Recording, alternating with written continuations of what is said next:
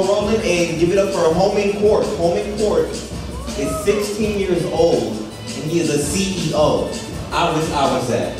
I wish I was 16 years old and a CEO. I'm not.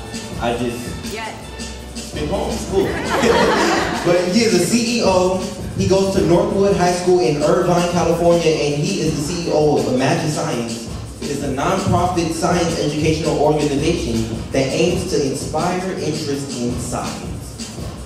That is big. Yeah. So please give it up for Homin Kwark.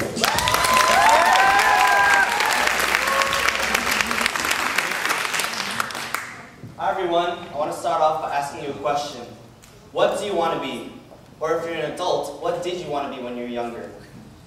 Whenever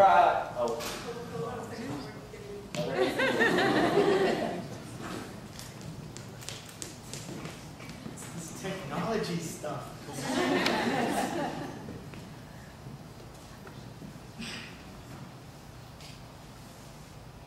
Good? Yeah. Alright.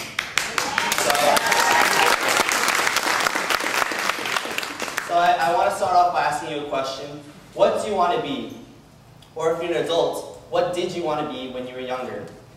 Whenever someone asks me that question, I always give the perfect answer. Superman. You laugh now, but even up until I became a teenager, a small part of me still wanted to be like Superman, Harry Potter, or even Captain Jack Sparrow. Now when you're a teen, you realize two things. That you're getting old, and that life is complicated. You really start to think about life, and its intricacies, complexities, mysteries, its stupidity, and its brilliancy.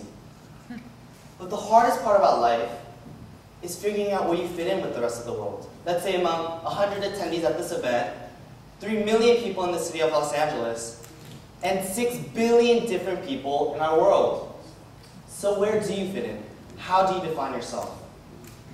Some might disagree, but I believe a large part of who you are is defined by what you do. Now don't get me wrong, I'm not saying that your career defines you, but your interest does, your passion. But then again, how do you know what your passion is? What's so interesting about passion is that it can remain undiscovered.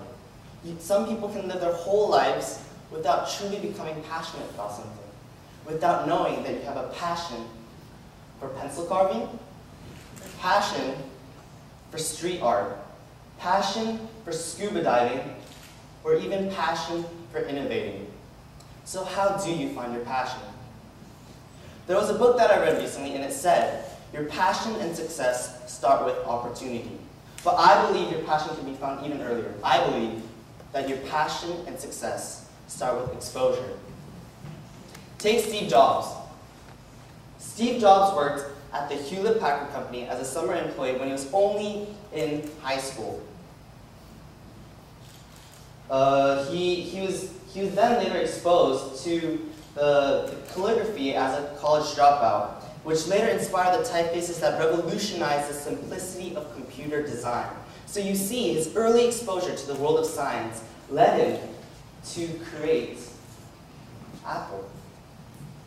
Our next example is Dr. Francis S. Collins, the Director of National Institutes of Health. He's a renowned geneticist, innovator, and administrator who discovered the causes of half a dozen diseases and led the Human Genome Project. He was getting a PhD in physical chemistry when he had a change of heart and decided to go into medical school. He was uncertain whether he made the right decision so late in his life. But until he met a pediatrician who showed him a newborn baby with sickle cell anemia, he knew he made the right decision. He said, at that moment, he became fascinated by the idea of DNA and the consequences of genetic mutation. And of course, Mark Zuckerberg, Times Person of the Year. He began writing software as a child in middle school, as his father taught him Atari basic programming. And now there are over 800 million active users on his site, Facebook. Here's a random fact for you guys.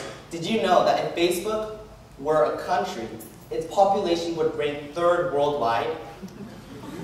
That means that Facebook land would be twice the size, twice the population of that of the United States. Now that is impressive. It's quite amazing how powerful Facebook really is.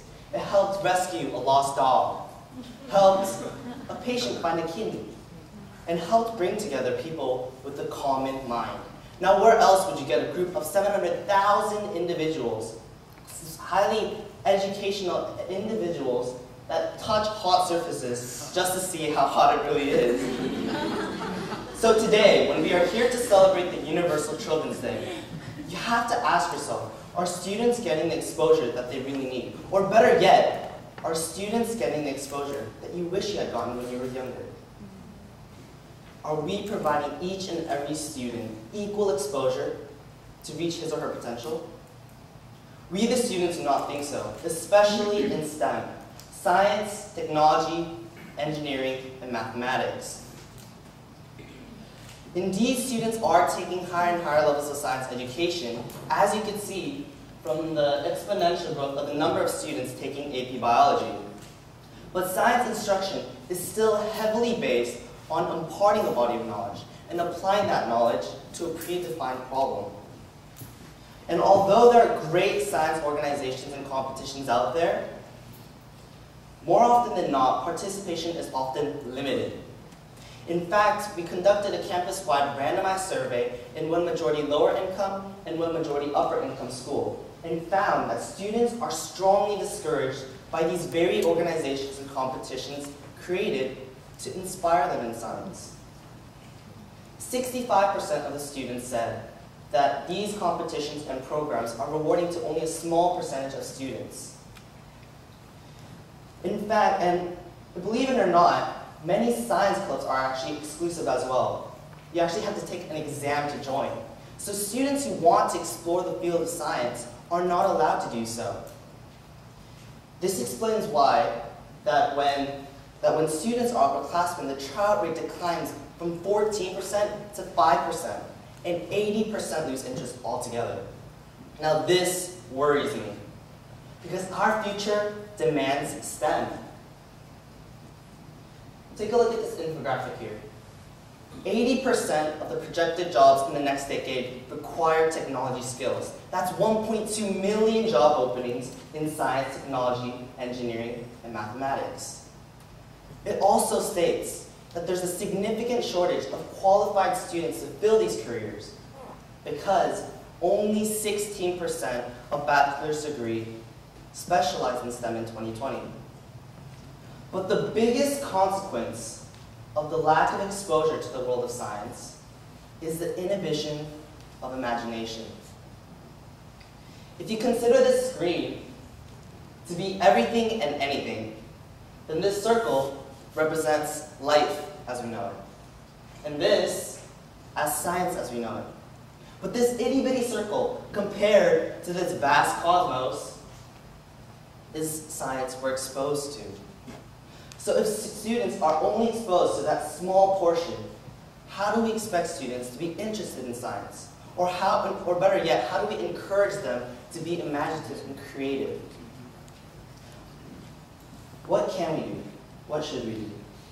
My friend Aaron and I founded Imagiscience, a non-profit student-led organization that is aimed to inspire scientific curiosity and interest among our own peers through programs, challenges, and competitions designed by us, the students, because students know what students want. We're only 2 months old. 2 months, but it's quite surprising how viral our initiative has become. Within a few weeks of Facebook campaigning, we have over 600 student followers, 300,000 post views, and it now serves as an active discussion board with fun challenges that appeal to students. Within 3 weeks, we have 10 local Imagiscience chapters that are spread all throughout California. One of our highlights was Science's Fill in the Blank, where we ask students and adults what science means to them and express it on paper or on their body. These pictures have over 3,000 Facebook impressions, and it opened the dialogue around science education, whether it was positive, negative, or really negative. Our goal for this year is to establish an exposure program. A program that offers free private tours around companies, universities, and laboratories, because a simple exposure goes a long way. These are some of our targets for our next few quarters. Now, I believe that the solution lies in us, the students, the kids. We need to empower the students who really understand one another, to take the lead in inspiring interest in science. Help us design programs, challenges, and competitions that really appeal to us. Support us by fueling our initiative, because we need your guidance and years of experience to grow. Believe in us to be the agent of change. Are you ready to believe? Because we are ready to make a change. Thank you.